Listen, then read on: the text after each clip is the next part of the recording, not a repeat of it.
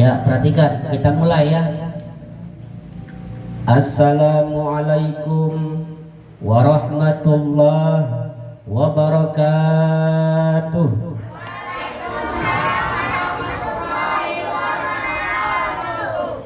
Yang terhormat Dewan Hakim yang arif dan bijaksana, yang terhormat para peserta lomba dan semua hadirin dan hadirat yang berbahagia.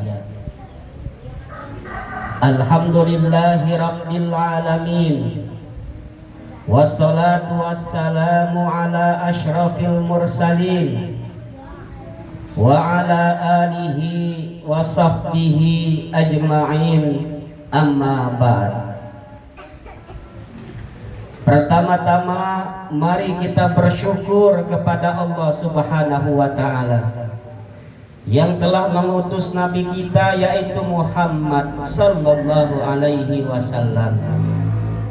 Kemudian Nabi Muhammad sallallahu alaihi wasallam menyampaikan risalahnya, mengajarkan ayat-ayat suci Al-Quran kepada umatnya sebagai kaum yang sebelumnya belum mengetahui.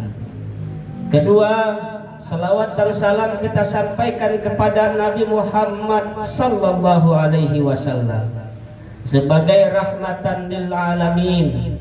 Kalaulah Allah Subhanahu wa Ta'ala sebagai Rabbul Alamin yang mengatur alam semesta, dan Nabi kita Muhammad sallallahu alaihi wasallam sebagai rahmatan lil alamin, yaitu penebar kasih sayang kepada alam semesta.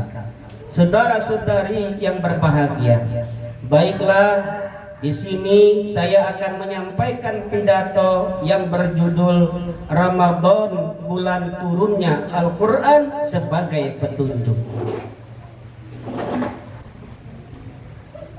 Hadirin wal hadirat yang berbahagia, sahabat Nabi Muhammad sallallahu alaihi wasallam yang keempat dari Khulafaur Rasyidin, yaitu Ali bin Abi Thalib karamallahu wajhah, pernah berkata, "Idza 'ashal fata sittina aman, fanisful umri tamhaquhul layali, wa nisfun nisfi yadhhabu laysa yadri li ghaflatihi yaminan min shimalin."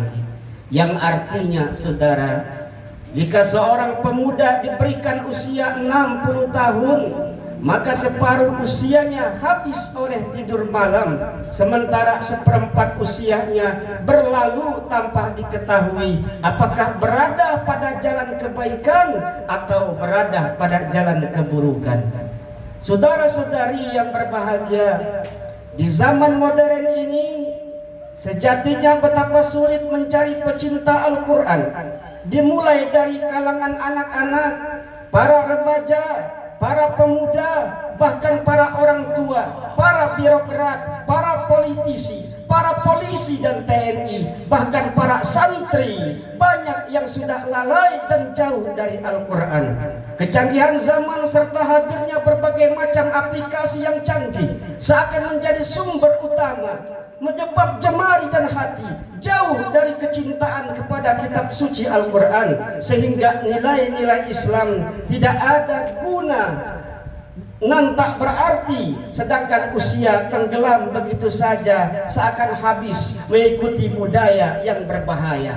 Saudara-saudari yang berbahagia dan seakidah, ketika nilai-nilai Islam itu dianggap tak ada gunanya, maka jangan heran kita akan temukan para generasi yang bertutur kata yang kasar dan tidak sopan, yang mengaji mereka anggap ketinggalan zaman, yang belajar ilmu agama Islam dianggap ilmu yang tidak ada wawasan, sholat berjamaah dianggap tradisi bahkan mainan, menjenguk saudara yang sakit dianggap tak bernilai. Inilah yang dikhawatirkan jika generasi jauh dari panduan Al-Quran. Betul apa betul?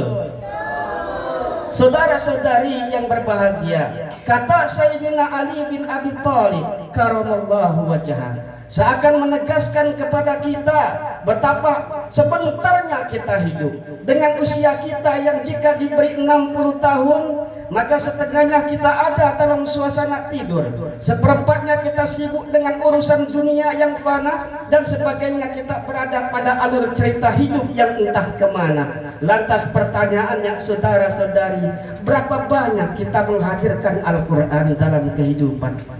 Atau jangan-jangan semasa hidup ini kita begitu jauh bahkan terlena, bahkan lagi tak pernah tersentuh dengan Al-Quran. Jangankan membaca, jangankan mendengar, jangankan mengamalkan isi Al-Quran, bahkan untuk merapikan di rumah kita pun tidak ada satupun kitab suci Al-Quran. Na'udzubillah min dzalik.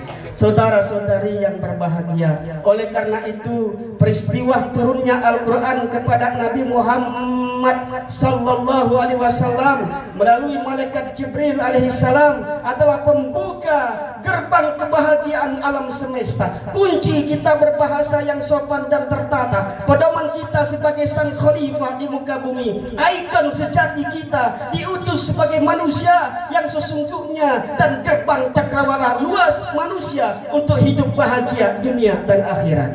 Sebagaimana Allah berfirman, sebagaimana Allah Subhanahu wa taala berfirman di dalam Al-Qur'an surah Al-Alaq ayat 1 sampai 5 yang berbunyi, A'udzu billahi minasy syaithanir rajim. Bismillahirrahmanirrahim. Iqra bismi rabbikal ladzi khalaq. Khalaqal insana min 'alaq.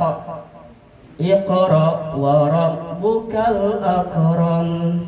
Alladzi 'allama bil qalam. 'Allamal insana ma lam ya'lam. Yang artinya, dan telah menciptakan manusia, Allah Subhanahu wa taala menciptakan manusia dari segumpal darah.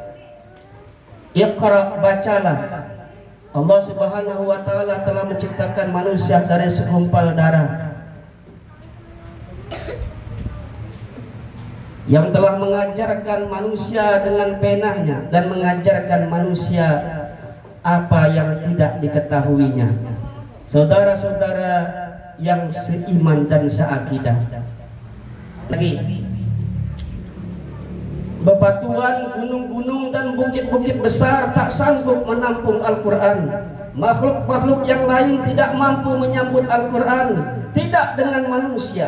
Manusia yang diciptakan sebagai makhluk paling sempurna begitu mampu dengan diturunkan Al-Quran padanya. Oleh karena itu, ketika Al-Quran ini turun dan dibaca dengan baik serta diamalkan dengan baik, maka yang memukul menjadi merangkul, yang mencelah menjadi mencinta, yang bercerai menjadi bersatu, yang menyudutkan menjadi sahabat yang paling merindukan. Itulah hidayah Al-Quran. Lantas saudara-saudari, di mana letak indahnya Al-Quran? Mau tahu tidak? Ternyata indahnya Al-Quran terletak pada huda, yaitu petunjuk. Bukanlah pada Al-Quran diturunkan, bukankah Al-Quran diturunkan sebagai petunjuk? Sebagaimana Allah berfirman,